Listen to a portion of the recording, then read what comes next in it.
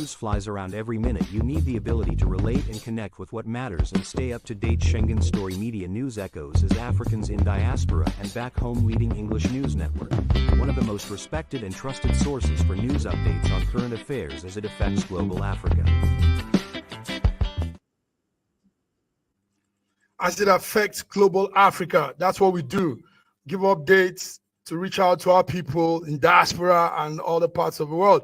You are welcome. My name is Okonjo-Iweala, and we're on with our Wednesday update that comes with a lot of explosive information. And we can't do this without our coordinators and partners in the different parts of the world. Joining us from far away, Toronto, Canada, is Sir George Chukwu. Sir George, you're welcome to Wednesday Global Africa. Good morning, Matt Godwin, and good morning, viewers from around the world. Welcome to our show today. It's going to be a fantastic one. It's going to be a fantastic one. Viewers, if you are out there, you can join us with this WhatsApp number, WhatsApp +39 3510 559 4541. You can join the discussion. You can put out your texts, your messages from any part of the handles you're following us. Also joining in today's program is our man, Ogbeni Olayinka Raji from Lagos, Nigeria. Ogbeni Olayinka. Good morning. Good morning, sir. Good morning, Massive Ma. Good morning, Sir George, and good morning, our viewers around the world. Welcome to our Wednesday. Good morning, Raji. Welcome to the show. Yes, welcome, Raji. It's not complete when we don't have one feminine touch, you know, those diva touch. So adding a beautiful touch to our presentation this morning is Bidi Nana from Lagos, Nigeria. Bidi, good morning. Good morning, Massive Max, Sir George, Raji, our viewers all around the world. Thanks for joining us again. Let's do it like always. Good morning. Let's do it like always, guys. While we were all linking up to the StreamYard, a breaking news just came in. So we will start with that. It just came into my phone. It says the embattled former governor of Central Bank, Nigeria, Godwin Emefiele, has pleaded not guilty to the allegations of approving the printing of 684 million at the rate of 18 billion. And he's standing on the 4-count charge by the EFCC, that body that handles corruption in Nigeria. So, guys, it's coming as a breaking news. Me will put it like this. I would say the disgraced former governor of Central Bank has pleaded not guilty to allegations on him. So, what will you people say? Well, I would say the escaped goat, ex-governor of Central Bank, because he's nothing but an scapegoat. They're making a scapegoat out of him. You know, he's pleading not guilty. Who authorized the changing of the color of the naira? Was it Emefiele that came up with it, or was it Buhari? You see, this is one of the things that we just go through in Nigeria. We leave the people, the root foundation of things, and then we go into the branches to, you know, start fighting. You know, this is just crazy. They did not have anything on this man. They arrested him, kept him, and started looking for charges against him. And it's nothing but a witch hunt, if I ask me. Because if we have to, I'm not saying that Emefiele is innocent, but if you have to attack Emefiele, if you have to charge Emefiele, you got to go to the root cause. You got to bring that individual who authorized it originally, who wanted to afflict pain on Tinubu when he wanted to change that money. Until Tinubu, you know, came out and wanted to expose all the deals that they made. And then he reneged back and then started supporting Tinubu. So these are the nonsense that we see in our, you know, governance and the way we do things. This man is nothing but picked up and a scapegoat. That's all it is. If we gotta charge Emefiele, let's bring Buhari, because he was the culprit and he was the originator of that particular idea to change the color of the naira. That's all I can say about that. He's pleading not guilty. Yeah. And I believe that if the law will serve its cause, they will exonerate him. The law will serve its cause. They will exonerate him. Okay, go ahead, Raji. It's a breaking news. So thank you. Thanks, George. But then you see, I think you are jumping the cat. The process is in place. Emefiele has been charged to court. He has pleaded not guilty. Let the court do its work. At the end of it all, we'll know who is the guilty partner. I don't think he's being used as a scapegoat. Listen to this. If the court is doing its part, the man has already been given bail. Why are they keeping him? Why are they keeping this man still locked up until today? Why is that if he's not a witch hunt? Maybe he has not perfected his bail release, otherwise he will have been released. Or maybe, there are accusations and accusations. And once he gets a bail for one accusation, he has to get bail for another. You know the way the EFCC case. Okay, gentlemen. Let me tell you something. Our man Femi. Okay, sorry to cut you, George. Our man Femi. Okay, is in Turkey, reporting live from Turkey, and also we were talking about this yesterday. Femi, you're welcome to Wednesday Global Africa. How are you enjoying Turkey? Yeah, Turkey is looking pretty beautiful. You can see the blue skies behind. Everything's going well. Okay. That's wonderful. Good. Semi, okay, what are you looking for in Turkey? Yes. Okay, anyway, BD, it's a breaking news. Let's just take it very fast because it's not actually in our menu today, but our man just pleaded not guilty. What's your take on that? I mean, Emefiele, CBN governor. Emefiele pleaded not guilty, and that's good. Emefiele is not guilty as far as I'm concerned. Like Sir George said, Emefiele is just an scapegoat. You see, it's high time we try to get things right in this country. If we really want to probe this case, we should get everybody that is involved.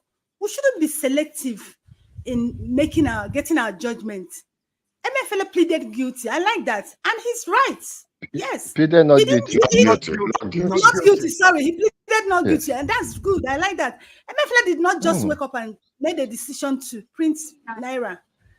Emefiele was mandated to print that Naira. If you remember that case, when the Minister of Finance said he was not aware, do you remember? He was not aware. Our Buhari president told her, that she don't need to be aware. She doesn't have to know aware of everything that goes on. That's what she was told. Yes. Buhari mandated Emefiele to do that, and then Emefiele was working under Buhari's direction. So Emefiele pleading not guilty. That's good, and he's right. Yes. Okay. Yes. I mean, the process is on. Emefiele pleaded not guilty a few minutes ago. What's on your side from Turkey? My problem with Nigerian politicians, or Nigerians in general, is that we say we are we don't want corruption. We hate corruption.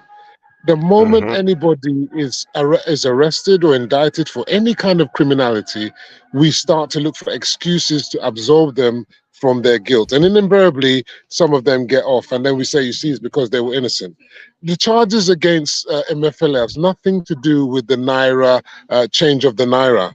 They're specifically about fraudulent allegations, and they are specific and they're itemized. I would urge each and every one of us to go and get access to these documents and read the indictments.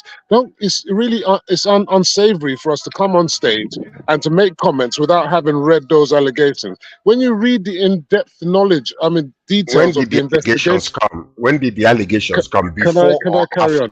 After he was picked up. No, you have to analyze things adequately. But Mr. George, as if you don't have read the here we go. Don't go there. Go back to the origin of the case. Can I speak? Yes. If I'm allowed to speak, I don't interject with anybody. What I'm suggesting is, rather than us speak in hyperbole, let each one of us who's on this platform go and read the indictments, go and read the in-depth thing, and then come back fully armed to make comments. When you don't do that, then you're just making statements in isolation, and then it becomes sentimental. You are just talking in general terms. Ask you a question. I'm just going to finish what I'm saying. I'm going to finish what I'm saying. Finish, you talk, please. Yeah, so I'm just suggesting that when it comes to criminal indictments of anybody, for that matter, these things are public documents. For us to read those indictments, you will find that investigations have been ongoing for years, for a long time, in all of these people. But people seem to assume that they're just short-term investigation. And remember, when a criminal offense occurs, they are ongoing, because as they continue to reveal, new allegations come up, new revelations come up, means new charges coming on board, new existing ones. So I would say let the judge. I mean, of course, I agree. Anyone who's on charges is innocent until proven guilty, but that doesn't mean we should assume that their innocence is cold blanche. Wait for the judgment and let's see how the trial goes. Wait for the judgment and let's see how the trial goes. Can I say something? See, what MFLA is pleading, they said MFLA has been arraigned for printing 684 million naira Nigerian notes with 18,096 million naira. That's what they accused him of. And my point is this. MFLA gave them, that was when the Minister of Finance got involved. And he said he's not aware of this money that they are demanding for. And our sitting president, Muhammadu Buhari, asked her that she don't need to be aware of everything. And Buhari approved that money for MFLA to use that money to print that amount of notes. Now, I'm not saying there is no crime here, but what I'm saying is that if we want to probe this, everybody that got involved into that crime, into fraudulent act, must be arrested and probed together, including Buhari. We shouldn't be selective in probing this. That's just my own. Just one sentence. Let me ask a question. Let me ask a question. I'm gonna ask Femi. Okay, you seem to love the Justice Department, the judicial arm of the government. Is it the same one that cancelled everything about the election and put your man Tinubu there? Is that the same judgment that you're talking about? The one that they picked up this man? Is that the same? No, I'm not. I'm asking a question because he wants to. I'm happy to answer any question. Look, specifically, because I need to find out what judgment he's talking about. So let's look at it. He's taking control. He's asked me a specific question. Yeah, diverting. With regards to the judgment of that was a civil matter to do with elections, and the answers are there in the judgment. They're clear for everyone to see how they arrived at their judgment. When it comes to criminal matters, equally, if someone has been found innocent or guilty, the answer will be there in the judgment, and we can all analyze the judgment afterwards and say whether we think it's fair or not. But at the end of the day, the judgment will stand once it gets to Supreme Court, and nothing you say or I say will change that. So I'm not here to debate judgments. I'm not here to say whether it's fair or not. I've had many judgments that have gone against my party, and I've never said that judgment was a bad judgment. It's a judgment, and that's the way it goes. Gentlemen, let's it's still a breaking news. Let's still look out for what will be following. The process is ongoing. The man has pleaded not guilty. Yes, for that charge. You guys are making me sweat here in Turkey. Yes, we don't want you to sweat. We don't want you to sweat. Let's go on to other discussion. Yes, please, Massive Mark, take charge. Let's come to another breaking news as yesterday evening. ASU threatens another nationwide strike. ASU is the Academic Staff Union of Universities in Nigeria. They've threatened to embark on another nationwide strike to protest the absence of a governing council in all the federal universities, among other issues that they put out. So let me just run through some of the breaking news as of last night, this morning. Also, we were studying something of the Peter Obi LP and PDP. They are having a closed-door meeting with each other in Abuja. We saw Peter Obi, we saw Atiku, we saw Saraki, we saw Lamido, some of these opposition leaders, and we're still checking on what they are up to. Let me just ask this question before we go forward. George, what do you think could be happening? LP, PDP having a closed-door meeting. Do you think there's some deliberations, collaborations, alliances being formed all against APC? Now they might come up because you see the way it's done. It's always been that way. The North will always look for somebody in the South in order to collaborate, and that's how they were able to come up with APC's government currently. So if they are doing that, maybe they can come to a common level of understanding that will be profitable to everyone. But the point is this: there is no question whether they're going to be able to.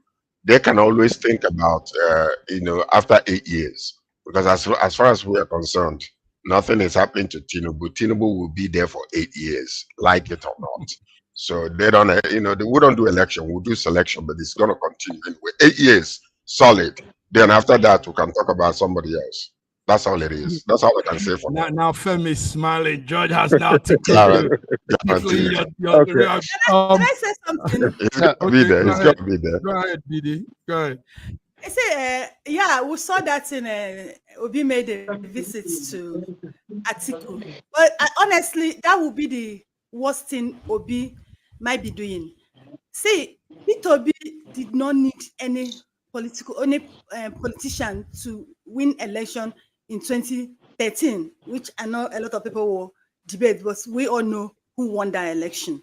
Do you understand? Now, Peter Obi left PDP because he said they were buying delegates with dollars, and which he was not ready to do.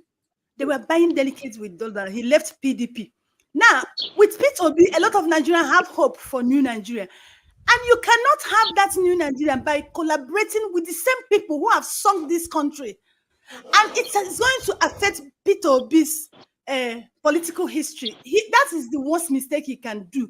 Now, like Sir George said, you see, no political party can take power from APC as far as Nigeria is concerned. The only people who can take power from APC is Nigerians when they are ready and they stand up. Just know it. Can I just come in? Yes. Okay. Now, if the meeting is all about the next election, then I think it is a failure ab initio. But if the meeting is for them to bring out constructive criticism against what is happening in governance now, then I may support them. But if their meeting is just for the next election, then I don't see any positive sense in it. Well, that's what we said when Buhari and Asiwaju was meeting, but it panned out to be very well for them. So I mean, never know. Yeah. You never know. You never know. Thank you very much, gentlemen. I haven't had a say. I haven't had a say now. Okay. Go ahead. Sorry. I thought you would just. Okay, go ahead. Look, look. The thing is, I want to agree with a lot of what was saying, but I want to make it clear that 8 years is not guaranteed. I'm an APC supporter. 8 years is not guaranteed. No government is guaranteed in office.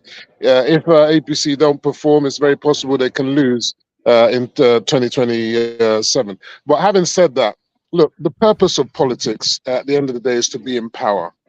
So Atiku and Peter will be meeting together is all about power.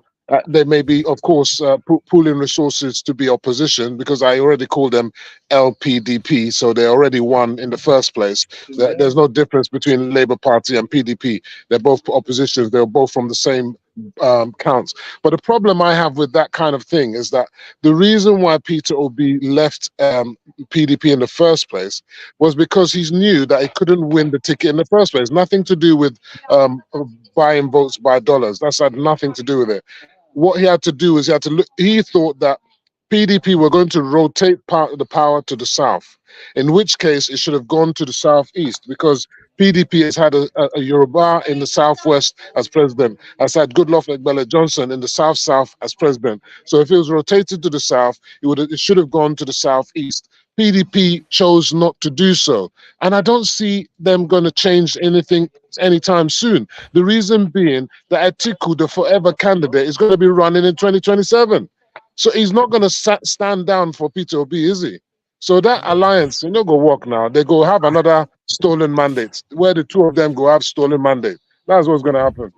100% supported. It's true. What he's saying is very true. But I only disagree on one point, though. Okay. He was saying that that is not guaranteed. No, I'm telling you, brother, Femi, okay, you in Turkey, it is guaranteed. When Buhari was asked, what if you lose the second term of election? He said, I'm not going to lose. I'm not going to lose. He knew what he was talking about, and I know what he was talking about, and I know what I'm talking about right now. Nobody is taking this post until after 8 years. Asiwaju will be there. God bless his whole life to be alive until then. I'm praying for him. Please. Make me the word too. Thank you, guys. Viewers, you're tuned to Wednesday program, SSM Global Africa Update. Thank you. We have a number of people watching, following us here now. There's a news also that we need to talk about. It's even though it's a little bit of a domestic news, but I think it's something to highlight.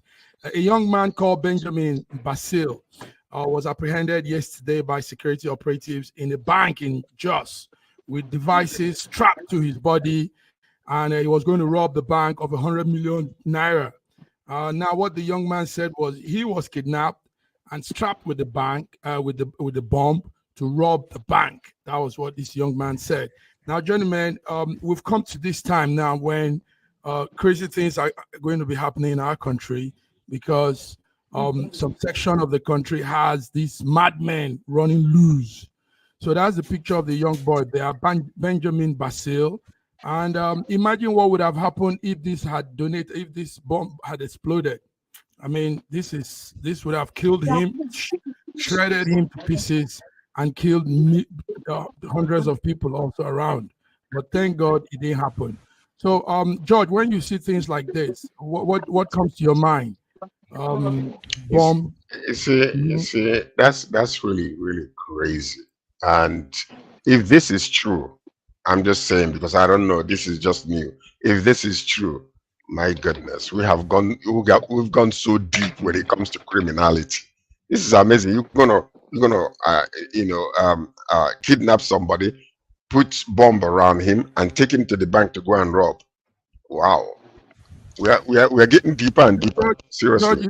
It's very true. Did you see the news yesterday? Wow. So you're not following up. I'm just saying it. I'm not going to follow up on this one. Okay, it's true, very true. Femi, you saw that. Femi, how do you feel about insecurity in Nigeria, and now it has come to this level? Look, insecurity is everywhere in the world, and this kind of stuff is just criminality, and it's absolute madness. I mean, let's assume he got to the bank, he got the money. You know, how would he have got himself out of that bomb? You understand? How will he give the money back to the people without blowing himself up and the money up? I mean, this is complete madness. At the end of they are perpetrators of this ghastly crime. The perpetrators of these crimes must be brought to book and must be prosecuted. We have too many criminals in Nigeria not being brought to book. Even if they arrest them, we don't hear anything about their case. We don't see them on trial. We don't hear about prosecutions. Even till now, I don't even know what's happened to that guy, that famous kidnapper in Lagos. I can't remember his name now. You know, he kidnapped so many people. What's the latest? I know he was found guilty, whether he's going for appeal or whatever. You know, these things go on and on for years. Clifford Orji. You know? So we need to know that these people, when they get caught, are prosecuted, and if they're and maybe even killed. You know, because if you kill some of them and people see it, that might act as a deterrent. You understand? Otherwise, people think that they're just getting away with it. That's it. Thank you. Let's leave that now. Since some of you don't have that story, there's no point lingering long on that. But it's real. It happened yesterday, George, and that's what we saw. I think the bomb is fake. You know, the annoying thing about this, that boy is undergraduate. That boy is an undergraduate. I'm telling you, somebody who is an undergraduate to get to that level, then it's a big problem on our hands. It's a big problem. I think the bomb was fake. No, it's not that it was fake, but it didn't. Thank God it didn't explode anyway. But it's not a well arranged explosive thing. You know, it's just some cranky kind of setup. But it would have exploded. It would have.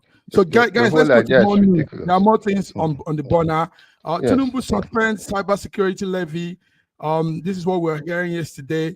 The Senate Committee on National Security and Intelligence said the cybersecurity levy actually wasn't targeted at any individual, but it was meant for financial institutions and telecom firms. So on Sunday, the news came out that it's been squashed, that plan to add some tax to cybersecurity. But what me I'm saying is this, guys, listen to this. How come a government policy will be thought out, and next minute they say they squashed it? So what's that gimmick? What's playing out there? Can I come in? Squashed. Yes, go ahead. It was suspended. No. Sorry. Let Raji speak. Raji, go ahead. You see, I believe in what is said as the concept of what do you call it? The government has a way of telling you that they are not going to do something, while in the real sense, it's exactly what they are going to do. The concept of inverse relevance. The stealing, the brigandage that was involved in that levy had just been suspended. And by the time the Nigerians know what is happening, it will have been sneaked in on us, and we'll be paying things. There was no reason why there should have been a levy in the first instance. Because if you understand cybersecurity, the National Security Advisor has nothing whatsoever to do with national security, with cybersecurity and cybercrime. It is beyond his scope. Those who commit cybercrime use the electronic medium. Every electronic medium is supposed to have certain layers of protection against such level. And when most of the cyber crimes happens in the financial institutions, and financial institutions have layers and layers of protection against cyber crimes to protect the deposits of their clients. So there's no reason why there should have been even any levy at all. Whatever is supposed to be done by the financial institutions to protect their clients is being done electronically. They have a whole department for security on their electronic systems. I don't see where the National Security Advisor. Listen to what the federal government said on why that levy they were trying to pull it out. He said the levy is not designed to fund. It's designed, to fund counter-terrorism efforts by the government. That was number one. It was not meant targeted to any Nigerian citizen or individual, but it was to a relevant section of the Cyber Act was made up through that plan, so that businesses that require to pay levy will pay those levies and not citizens. So, but there is no reason for any government, any institution to pay levy. Okay, people came out and said insensitive action by Tinubu. Femi, okay, what's your take on that? What's the cybersecurity levy being squashed? Narrowed this thing to like a personal, your bank transactions. Cybersecurity is real, and it's a big thing that's happening worldwide. It's in the hundreds of billions in terms of the exposure to internet fraud and whatnot. It's not just down to your bank account. There's so many scams and schemes on the internet happening globally. And what you don't understand is that Interpol and all these agencies are up in there, together, cooperating to kind of quell this menace. It's massive. In fact, the other day, the FBI were involved, agencies in America and UK, in Europe, Australia, everywhere, Japan. So this isn't a small thing. And the thing is, at the end of the day, whoever is your bank, who owns your bank, your insurance, or whatever the financial institution, or even just ordinary transactions, there's a cost. These things cost. So even to protect it, it costs. So where is the cost for that protection going to come from? At the end of the day, the customer is going to have to pay for it somehow, whether it's through levy or whether the banks add insurance costs or whatever. There's a cost. You can't have all these insecurity keep on exposing people. Someone's going to have to cover that cost. So if we pretend today we're not going to pay that cost, it will happen in the future. It's been suspended. I believe it will still come out in the future, and the amount is very small in terms of per transaction. But I do understand the amount is not small. It's 0.05%. That's what it's it is. It's not 0.05. It's 0.5. 0.5. 0.5%. It's still a small amount in terms of every individual. Yeah, but at the end of the day, look, I just want to finalize. It's been suspended right now, but I can see that they may well bring it back some stage. I do understand concerns about the money going directly to the NSA. We must question that, because we know what happens when money like that happens. We had Dasuki Gate and all that kind of stuff. So we should really have transparency in terms of how the money is spent. So if the money is going somewhere, we should shed all eyes on what are they doing with that money. All right, George. Okay. Can I just say something? Number one. I am very, very happy that the outcry of the people reached the president's ear and they backtracked on this thing. Now that's number one. Drama. I'm glad that they did that, because at least we know that they are listening to the people's plights, and then the cry of the people is entering into their ears. I am very happy. That's number one. Number two. There are foreigners, America and some other countries, that are actually funding Nigeria when it comes to this cybersecurity nonsense. We have not heard about it. Yes.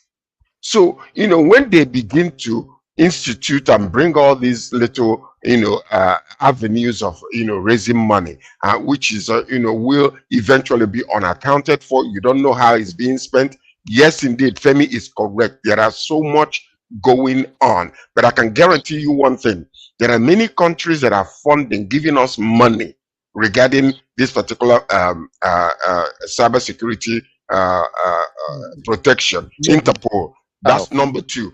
Remember that many countries contributed to the election of Nigeria.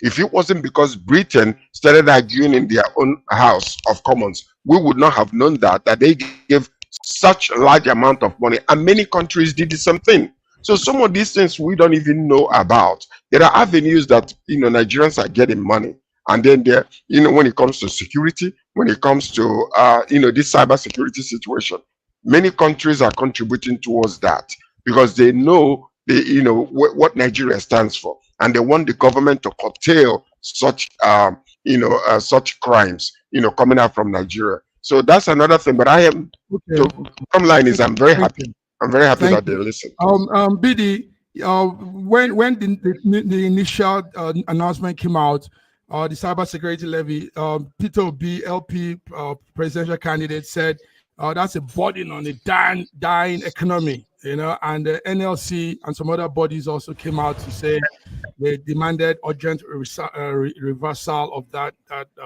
plan. So, but Femi said some things that I like. Yes, and we're looking at that point. Do you think, because we're always cutting edges in Nigeria, we want to, keep postponing things, postpone things, but one day to catch up with us, don't you think there should be that levy? No. Excuse me. See, if there shouldn't be that levy by now. What actually P2B said was that even if there's going to be that levy, it's not now, considering what Nigerians are going through now. And that levy, they just put it on the hold. They just suspended it. And why they suspended Minister of Information and Technology, Muhammad Ali, said that it's undergoing some review so that they will know how they can apply it. They didn't stop it. The levy is on hold. So the CBN is reviewing it so that they will know how they will apply it. It is money, the levy is still going to hold. They didn't stop it. They just suspended it so that they can know how they will apply, how they will apply to Nigerians. Maybe probably because Nigerians cry that Nigerians are going through a lot of things. This is not the best time to put on that levy. And that was actually what P2B said and the other Nigerians said. Even if we're going to pay that levy, it shouldn't be now. Nigerians are going through a lot now. Bringing that levy is a big burden on us. And now let's also engage with our viewers. There are many of them out here. Starlet Entertainment says, so we pay for card maintenance. That's actually a scam. Yes. Pay for transaction security. That's also a scam. Banks make money from loaning out to customers money and don't even pay up to 0.5% of that profit.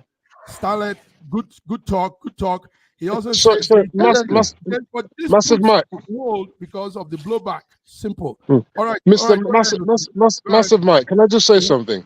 So if you have them sort of love scams where they scam people of their money, that's got nothing to do with your bank account and all that kind of stuff. But that is involving billions, tens of billions. So there's so many kinds of crime. There's nothing to do with your bank.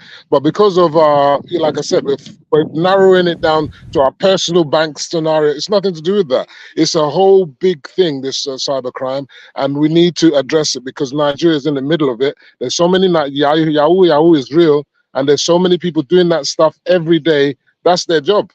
To fleece people of money all around the world. All the more reason why the people do not have to pay a levy. When you look at the amount of levy, even under 0.5%, it gets to more than 30 trillion naira in a year. 30 trillion naira in the hands of the National Security Advisor. Too much money to be levying people. We got too much money. There is too much money in the country. There is too much money. The people are getting ourselves. The people are getting too taxed for too many things and the people are accepting being taxed. Whatever any tax comes in, the people accept it, and we find ourselves arguing against each other when we should argue that no, there should be no levy. You can't levy transactions. One thing they can't levy is when Americans come back to claim citizenship in Africa. You see me wearing my Kente fabrics here. That's because we have the good news coming from one part of Africa, Ghana. So we'll come back, gentlemen. We'll come back to the discussion and while we talk about the citizenship of Stevie Wonder in Africa. So see you on the other end, guys. See you.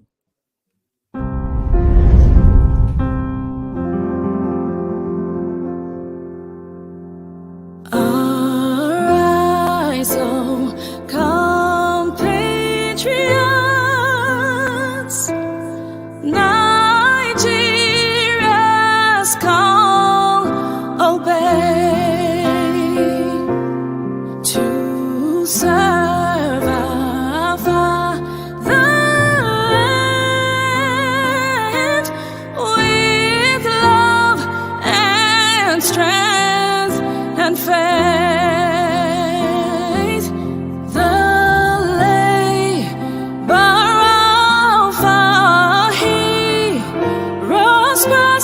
Shall never be in vain to serve with heart and might one nation.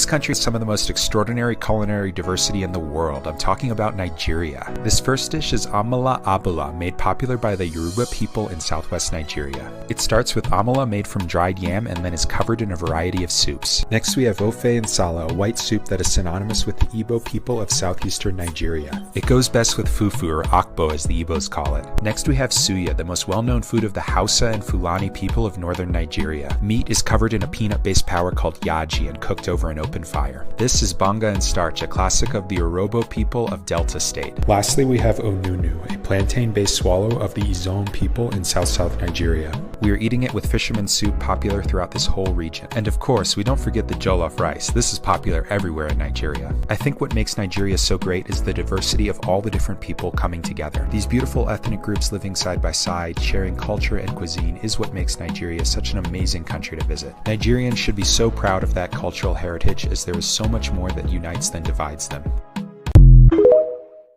In a world where news flies around every minute, you need the ability to relate and connect with what matters and stay up to date. Schengen Story Media News Echoes is Africans in Diaspora and Back Home leading English news network. One of the most respected and trusted sources for news updates on current affairs as it affects global Africa. Welcome back, viewers. Welcome back to Wednesday African Global Update. I'm here with my men, my squad, intelligent, dynamic, nation-minded, nation-builder-minded people. George from Toronto, Canada, BD from Lagos, Nigeria, Femi Oke, presently in Turkey, and our man Ogbeni Olayinka Raji. Guys, let's still go on with the tax thing. Listen. Okonjo-Iweala, our Nigerian woman at the WTO, that's the Director General of the World Trade Organization, Okonjo-Iweala, said something very, very vital last night. She said she's advocating for balanced taxation. She said in Nigeria, they have overburdened the citizens with taxes. And that's confirming what Raji said. Raji, let's hear more from you. This is what our women have said. She said they've overburdened citizens with taxes. Yes. She said they should ensure that they have value. They should make the tax they collect valuable, first of all, then before adding more and more tax on the people. Come on, Raji, go ahead. Oh, but historically, we are just taxed. We never see what they do with our money. We have always been complaining about what did they do with all these taxes that they collect. Yes. So you see, there's no trust between the government and the people. Okay. The people are willing to do whatever they need to do, but the government does not give the people enough confidence in that they will be able to apply the resources that they get from the people very well to the benefit for the people. So the people are afraid of, we are overburdened already. We're overburdened. Before you know what is happening, they will tell you that there's a subsidy on something that you never knew there was a subsidy on, and that subsidy has been removed, and therefore the subsidy that you have been paying before, you now have to come to you as tax. Enough of those taxes. Now, this is what she actually said. She said all the taxes and the levies that the government takes increases government revenue, like you just said. But she said it depends on where and how people are being levied on. And she also said our tax to gross domestic product, GDP ratio for Nigeria is very low. It's about 7% or so to our GDP. So what she's saying is, even though government needs to push up tax, but maybe government is not doing it the right way. They are not careful about the taxes. It's not really being processed the right way. Shegun, do you agree with Ngozi Okonjo-Iweala? No. Shegun, we can't hear you. Femi, we can't hear you. Okay, I'm Femi, not Shegun. Hello? Yes, Shegun. Yes, Femi, go ahead. All right, so let's see. You said, you made a statement just now. You said that we're one of the undertaxed people in terms of percentage of tax to collection, 7%. It's absolutely ridiculous. I completely disagree with what Raji was saying, that we're the most highly taxed and we're collecting tax and tax.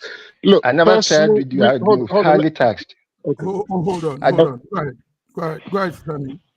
Okay, so what I want to put to you is that, in fact, Nigeria is one of the lowest tax paying countries in the world. And actually, the tax that we must distinguish personal income tax with corporate tax and other taxes. So when you look at personal income tax, our taxes are quite low. And hardly anybody pays any real tax in terms of personal income tax. And you say that people are not happy with the burden of the tax and what people are doing with the money. All that personal income tax goes to your state government. So if you're looking at Tinubu because of your personal income tax, you have lost sight of reality.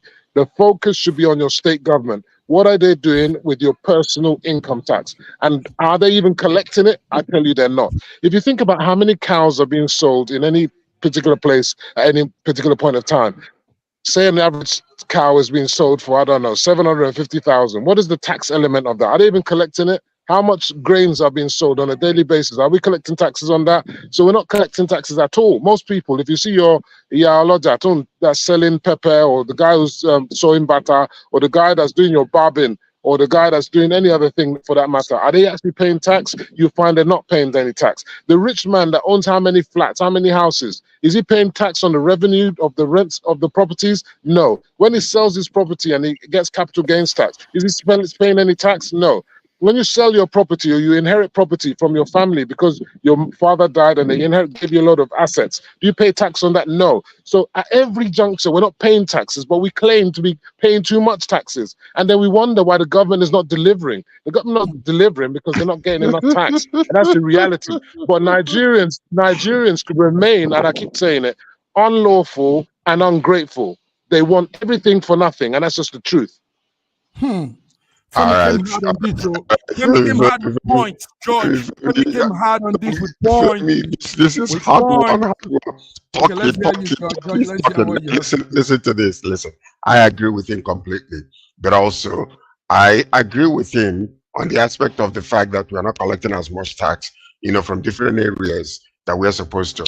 But also we have to understand the country that we're living in. We're not in North America. We're not in Europe. So we're in Nigeria.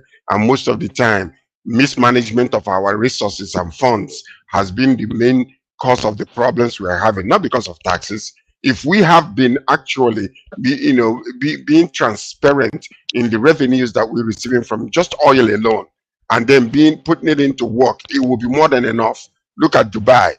You look at the citizens of Dubai.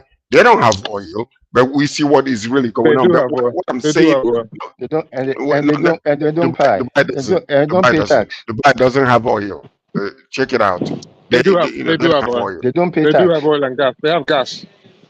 Okay. So now, but what I'm saying is this: the problem we have in Nigeria is because the head has been stinking, and when the head has been stinking, and that has been the problem with common man. So the little crumbs that are dropping for them as in ease of life, like the subsidies and stuff like that, you're taking it out, without consideration and all those things, is bringing hardship upon people.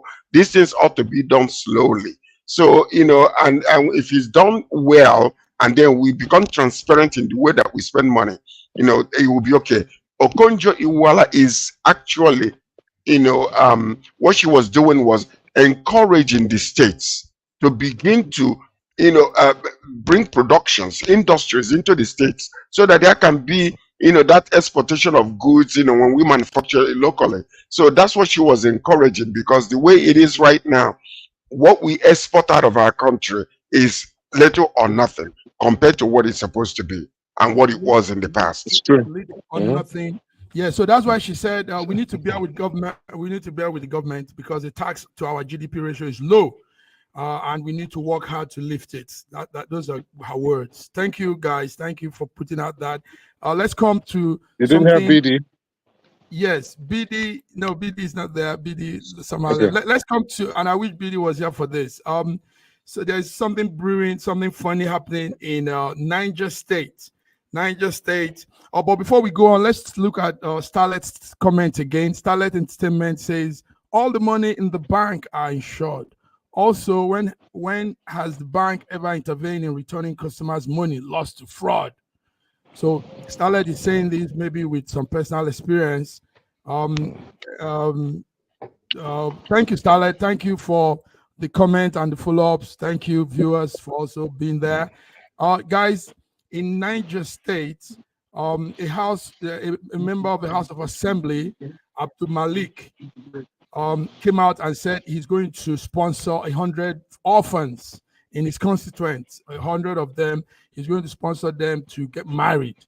And but after this morning, it's a funny story coming out from Niger State. Niger State is middle Nigeria, not really North Nigeria, center Nigeria. So this morning, the Minister of Foreign Affairs, Women Affairs, Uju Kennedy, said they should put that plan on hold because there are some intricacies to it. She said the decision has become necessary to stop that plan of the speaker marrying young girls due to the increasing number of orphans married to bandits. Orphans married to bandits. That's what she said. Guys, let's talk about this.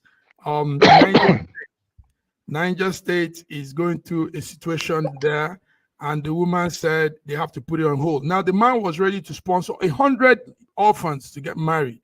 That's interesting, you know, but Femi, the Fulani oligarchy is trying to rehabilitate, you know, their terrorists, you know, and then give them young, fresh people to marry. So that's the reason why she's crying out. And we've had it happen in the past. You know, the Chibok girls, most of them, they came out, they built them a house, and they have all these bandits, you know, having kids with all these young ladies. So I think maybe that's why she's crying out and wanting to hold off and make sure that these orphans are not going to be given to, you know, so-called rehabilitated bandits, or the one they're trying to rehabilitate by giving them wives, you know. So possibly there might be a corner to investigate in that. She's crying out about it. Yes, she said it's a bit to protect the rights of these young vulnerable girls. The controversy sprang up last week when the House Speaker said he wants to sponsor 100 of them to get married. Femi, somebody's asking Femi question here. Maybe we just look at that before we continue. It's Femi. He says, ask Femi, is Dangote paying any form of tax? He simply builds road that the federal government has budgeted money from, and then walks free. Is that true, Femi? Kind of statements they get from people. They should go and check their records. Many of Dangote's companies are registered in the Nigerian Stock Exchange, so they can go on there and collect their financial accounts and see how much tax they're paying. You'll find that Dangote is one of the largest tax-paying companies in Nigeria right now, for sure. So one of the largest contributors to the federal revenue of the government. Now, on this matter, yeah, I support what the Honourable Minister was trying to do. At the same time, I can also understand what the House of Reps guy was trying to do. And what you find is that when the Chibok girls, you know, there was how many years they said the anniversary, I don't know if it's 10 years or whatever. What they were saying was that a lot of them are being ostracized, okay, because they were ex-Chibok or Dachi girls. So in fact, they couldn't even get married. Some of them with kids, they've been ostracized. People don't want to be with them. People don't want to be close to them. So maybe that was an effort of them saying, rather than these people being ostracized, we should look for husbands for them and whatever. Look, at the end of the day, the North and the South, they're not the same. You know, but ostracism does happen. People get ostracized, and it's a problem. Isolation. You know, in a country like Nigeria, could be a problem. That could be your end to your income levels and all sorts of stuff, lead you into poverty. So I don't know. I mean, at the end of the day, it must be done with the free will. You know, it shouldn't be a compulsion or forced situation. So if they're doing it with their free will, and if they're at the age where they can make such a decision as well, you know, then, you know, I'm open to whatever they're doing. But I'm not, you know. Well, the House Speaker has also stopped the plan. He said, let the Minister of Women Affairs go ahead with whatever arrangement she has. But George said something very vital. BD, we lost you there. We hope you're back. We're talking of the women, the marriage, the 100 brides that would have been married this weekend. It would have been this weekend. And it's been called off because the Minister for Women Affairs says they need to protect the rights of those vulnerable girls. What do you have on that as a lady and watching that event? What's your story, BD? At least for once, we have a reasonable Nigerian who is in power, because if you check the history of Nigeria, this has been the in thing in the north. They will assemble these girls and marry them out and keep recycling poverty, recycling problem in the nation. Because no matter how we look at it, a lot of us keep saying, oh, the way they do things in the north and the way it's been done in the south is two different things. But we live in the same country. The mistake these people make has a way of affecting us, no matter what or how you look at it. Do you understand? You can't just keep forcing people into marriage without empowering them, without them having a life, or without even their own consent. Most of these times, these children don't have consent. And as a human being, they have a right to consent to whatever thing they are going to go into. But in most cases, they don't even ask for their consent. They just marry them out. At least I applaud Minister of Women Affairs. She's doing a great job, and we're behind her. You can't just marry these children out. You marry them, they have children, they'll still remain in the same level. Thank you very much. Well, while that was also playing out, this was happening yesterday. There was a protest in Kaduna yesterday, a big one, and that's the girl there, Leah Sharibu. Leah Sharibu was one of those girls that was taken by terrorists, Boko Haram terrorists, abducted some years ago, and people are still asking for her whereabouts. So I think probably with this marriage talk again, federal government might revisit this issue and get this girl out of that captivity.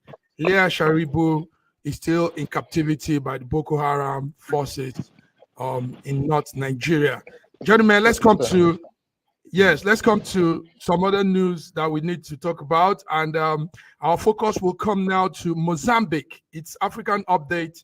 So we're coming to Mozambique. I don't know if you all know Mozambique. Yes, Mozambique is that South African country with long Indian Island coastline, beautiful beaches and everything. But there's something terrible happening in Mozambique. They are smuggling wood, timber out of Mozambique, from the forest of Mozambique. They are smuggling timber wood, worth about 18 million pounds a year from the forest to China. And this money comes back to fund Islamic insurgency in Mozambique. Why I want us to put our attention on this is because this global Africa, we can't all just be in Nigerian gist. So I don't know, is anybody following this story? We have it running on all news outlets, CNN, BBC, everybody's saying this. There's an illicit trade of wood that is financing the militants in Mozambique. And the whole thing is just a fraud. Mozambique. So who's there? Who has any gist? For our viewers, Mozambique is that country you see on the map there. It's it borders with Harare, Zimbabwe. It also has some connection with Malawi. Beautiful country with a population of about 32 million people, according to the World Bank. Its gross domestic product is about 18 billion US dollars. And Mozambique capital, Maputo. Maputo is the capital, beautiful place. Femi, do you have any news on this? Well, you remember that there was African Cup of Nations that happened one time, and then players from Togo, Benin Republic, I think, were shot at. Their buses were shot at. Some of them died because of militants in Angola and Mozambique. So this fundamentalists, you know, they're in Mozambique, they're in Tanzania, they're in Kenya, they're in Somalia. It's a big problem all over. Nigeria is not exclusive, so it's everywhere. But a lot of it is to do with mineral resources. Now, one of these minerals is wood, timber. It's happening not only in Mozambique, it's happening in that island, Madagascar. The same thing. Rare woods is being exploited by the Chinese and other people, the Indians and whoever. The governments are so weak, they can't even stop this whole thing. And I watched a video the other day where it talked about how the Americans are putting bases in Africa in order to secure resources.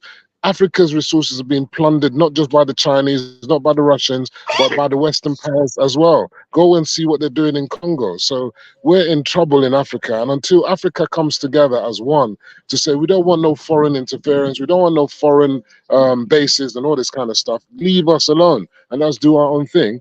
And be united against them, they'll continue to exploit our differences, just like they're exploiting our differences in Nigeria. All the fighting in this north central, the north east, and whatever, you'll find that maybe there's laterite deposits, maybe there's gold deposits, maybe there's other minerals, and that's behind these things. But in our myopic views, we look at it as a tribalistic thing, when actually there are other serious things underground happening. So we should really open our eyes and be more enlightened about the big picture that's happening globally, rather than just thinking about our tribe or our particular sect and all that kind of crap. You know, when we start, you know, this is what we need to do. Good one, Femi. Good one. The revelation is coming at the same time as we see some insurgency fights on the north of Mozambique. So as of last week, Friday, 100 insurgents were really battling it out in a town called Macomia. So this is what is happening. We want to add our voice to what is happening in Mozambique. Beautiful country, George. Look at the island. Look at the coastal line. See how beautiful it is. Blue sea. Some people will want to jack up this whole opportunity and mess up the country and leave these people. You know what it is this. What it is this. You know, the question, I really thank Femi for bringing this up quite elaborately and explicitly. Number one is, why did they kill Gaddafi?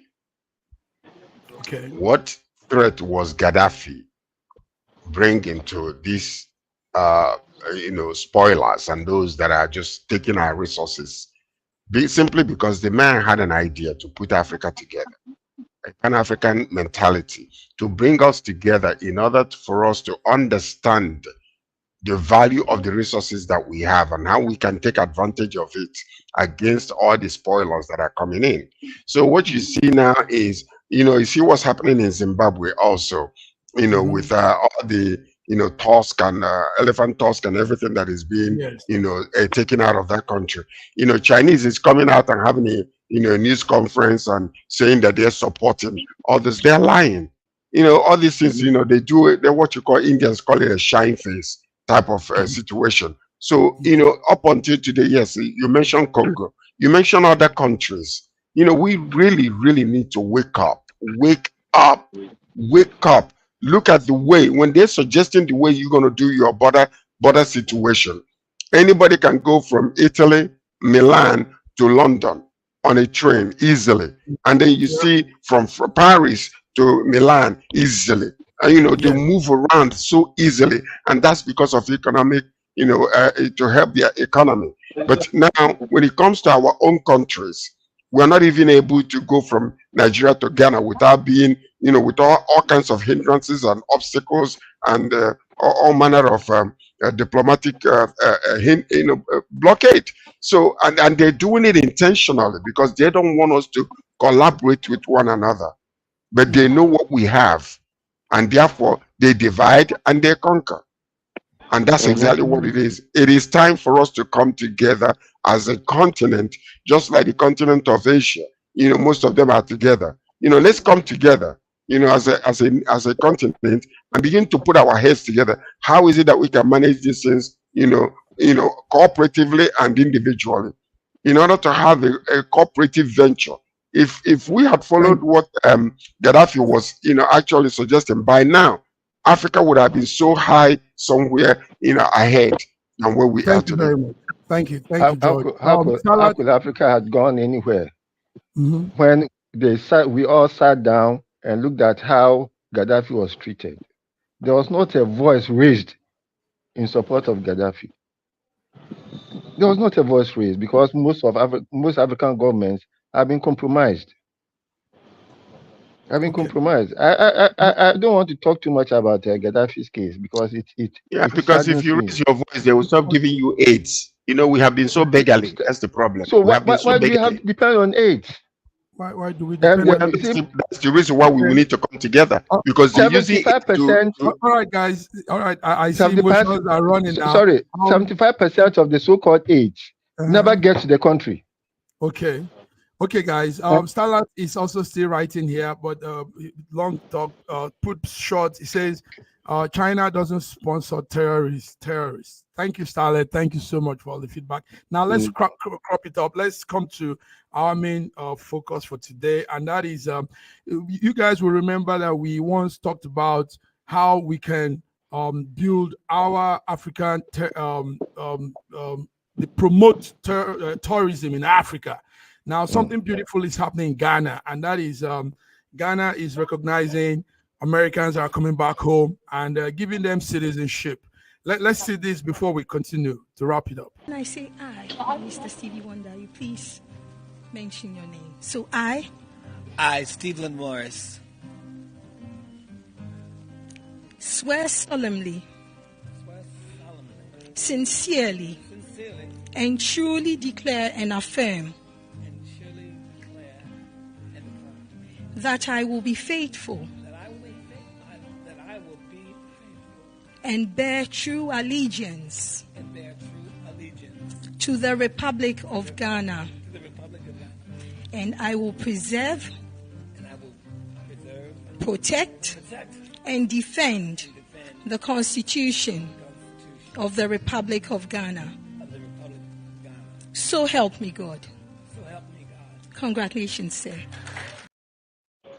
Gentlemen, that's Stevie Wonder. You all know Stevie Wonder, the blind man, but that's the legendary singer, songwriter. Stevie Wonder is now officially a Ghanaian. So 74-year-old Stevie Wonder has become a Ghanaian, and he told BBC that it's an amazing thing. Though born and bred in the United States, Michigan, state of Michigan, now he's a Ghanaian. So Femi, you are in Turkey, and we've been talking about how to improve the Africa, not just Nigeria, but Africa tourism. That sector needs to be looked into so well. Strategic planning for that sector. So what will you say, Femi, hearing this? This is a fantastic thing that I've known for a while, that Americans, Jamaicans, or anyone for that matter can automatically, if you're of black descent, you can become a Ghanaian citizen. We in Nigeria have a massive diaspora. If you think about Nigerians in Cuba, they're still speaking Yoruba there. Nigerians in Brazil still speaking Yoruba there. And people all over the place, whether it's Colombia, whether it's Haiti, all these places. And with DNA technology now, you can actually determine your origins. You understand? So why Nigeria doesn't also embrace that as a way of bringing in diasporans back to Nigeria? Because what you'll find, look at how how wealthy someone like Stevie Wonder is, and many other Americans. They are not going to just take your citizenship. They will come over and they will invest, they will buy property, they will make the investments, they will employ people and so on. And they will also be a positive role model for your country. I don't know. I just believe that Nigeria as a nation has not embraced its diaspora properly. I've traveled all over the world. I know what tourism is really about, but our tourism policy, I'm sorry, is a joke. It's just not, we're not on any serious level at all. Ghana has been trying. I've been to Ghana. You understand? Yes. I've been to South Africa. I've been to Kenya. I've been to Tanzania. I've been to Zimbabwe. I've been to Egypt. I've been to Morocco. I've been to Tunisia. You can see what tourism really is about. We take tourism with levity in Nigeria. We don't take it seriously.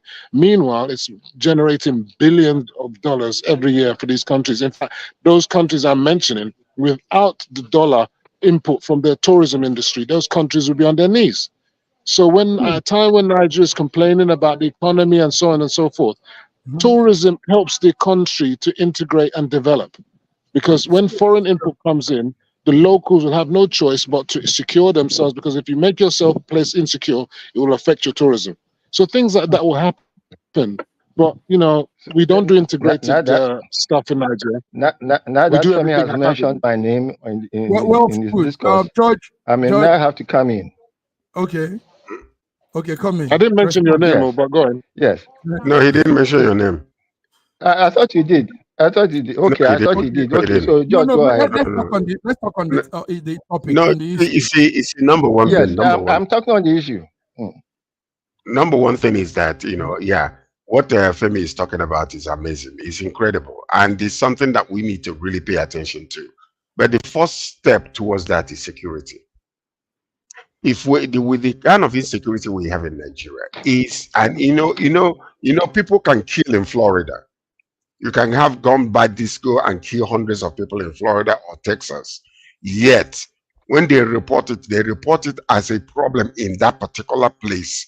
But when anything is happening in our country, it could be in the north alone, Katsina or Kano, they condemn the whole entire nation. That's it. They condemn, that's what you see, and we don't fight it. But people can be killed in Tennessee or in Florida or in Oregon. They just center it in that particular state. And they don't call it that people, there is insecurity in that place. But there be a kidnapping taking place in the north. The whole Nigeria is condemned. And that is something that we really, really need to grow out of to stop that kind of narrative. Because that's what's destroying our economy. Nigeria is the most beautiful country in Africa. And the people are looking forward to coming and having fun in that place because our outlook in life is so pleasant and so uplifting. Regardless, they say we suffer and smile. But yet, when foreigners come into that country, they can have such fun that they will never, an indelible mark will be making their lives. And it is the government who can stop this nonsense that is really happening because they are allowing it to happen. All of a sudden, the Northerners are just suffering, but the whole Nigeria is condemned. Yes, Reggie, go ahead. Few minutes, Reggie, go ahead. Thank you so much. Let me assure you that a lot is being done in the tourism environment as I speak.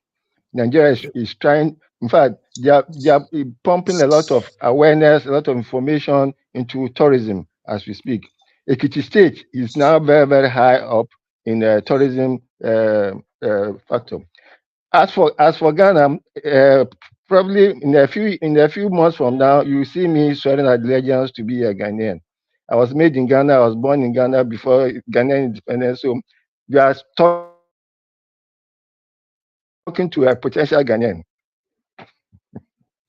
Okay, beautiful. So remember us with your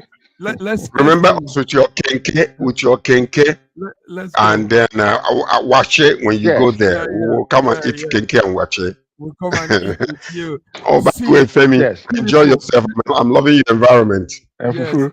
Thank you, Femi. Thank you, Femi. Thank you for coming by. It's been beautiful. Yes, we will be doing more on this platform, guys, to, like I said, scale up our tourism sector, help that part of the industry. See you guys on Friday. George, thank you so much. I know you enjoy Kenke and the Wache, and so God bless you all. Have a beautiful week. Thank you, viewers. Until we come again next time. See you on Friday. Bye-bye. Bye-bye. Yeah.